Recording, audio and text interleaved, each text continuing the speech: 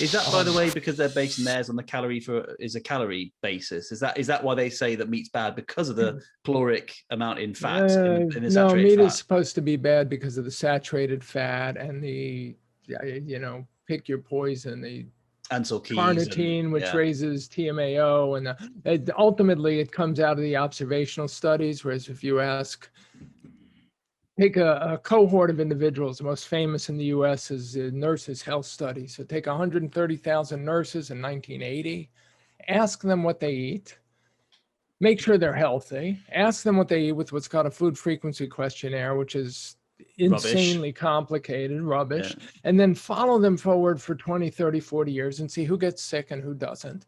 And then compare the ones who get sick to the ones who didn't. And then look at what they were eating compared to the ones who stayed healthy, and then assume that the reason the ones that stayed healthy was because of what they were eating.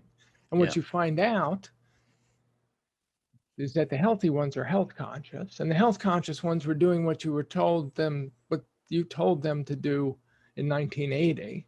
Mm-hmm. And so these devices, observational surveys, recapitulate the conventional thinking on diabetes, because the healthy people are health conscious. The health conscious people do what the authorities tell them to do. And they're also the ones who have the socioeconomic privilege.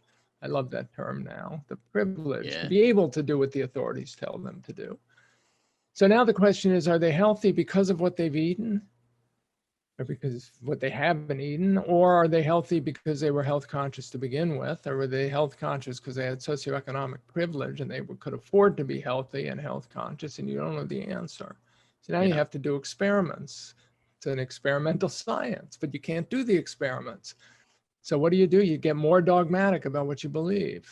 Yeah, and then you can't say you're wrong, because how on earth could you say that? Because your ego's all wrapped in it now and your funding.